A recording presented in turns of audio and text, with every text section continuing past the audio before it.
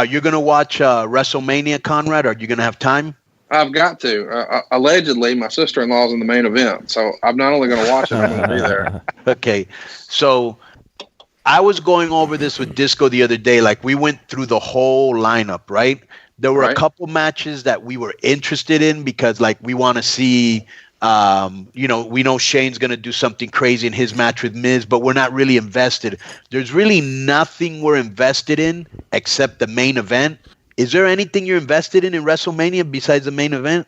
And I know that this is not super popular amongst certain sections of fans, right? But I'm really looking forward to Kofi Kingston and Daniel Bryan. I thought when I first saw Bryan Danielson in Ring of Honor years ago, in like 2004, I decided he might be the best wrestler I've ever seen. And I saw him wrestle AJ Styles on a random Ring of Honor DVD. And whenever someone was trying to figure out, like, hey, what's going on with Ring of Honor, I would just show them that match. And I think it was called Main Event Spectacles.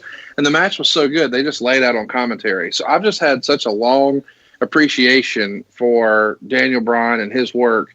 And the idea that he's in there now and he has the opportunity to not be the guy who, quote unquote, needs the rub, but now he's giving it to Kofi. And I'm not that he's giving him the title. We don't know what the finish is going to be, but I really look forward to that match. And I hope that it's everything that people want it to be. But outside of that, I'm with you. I'm interested in the women's match, and everything else is just sort of there. Yeah, because Kofi seems to be the new Bryan Danielson, right? Yes, and I think that's so cool that just 5 years ago, the shoe was on the other foot. And now, 5 years later, he gets to sort of pay it forward. I think that match is going to steal the show. I think it'll be the best match of the night. But, I'm looking forward to the main event just because it's history. And obviously, I'm a homer, and we'll see how it goes. And Conrad, you always talk about how plans change and it makes things interesting. I mean, you realize if Mustafa Ali didn't get injured and Kofi was never inserted in that match to begin with, this might not have happened. Originally, they were supposed to be scheduling Daniel Bryan versus Owens. But because Kofi got inserted in that match and people went so nuts for him, it changed the entire card. There's so many things like that where you think, hey, if this guy doesn't get injured, if that guy's not out sick, if this guy doesn't no-show, how does everything change? Mm-hmm. And that part of wrestling is really fun for me because, sometimes we look at these decisions, and I know Superstar Billy Graham just went on a rant about how he wasn't happy that Kofi Kingston was wrestling Daniel Bryan. Yeah. But I don't think he's been plugged in to the product. I don't think he's been paying attention.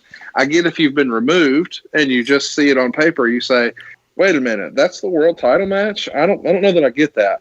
But if you've been watching the show and you've been watching the story, the best stories aren't the ones that are scripted. The best stories are the ones that just happen. And Kofi just happened. And, I mean, when they first decided they were going to sort of put him over in that one SmackDown where he wrestled for more than an hour, when that was over, I think everybody in 1 hour or one show realized Kofi was a made man and he should be in the main event at WrestleMania. And that goes to show you, A, how talented Kofi is, and B, how deep that roster is, where in one show they could make a guy a main event.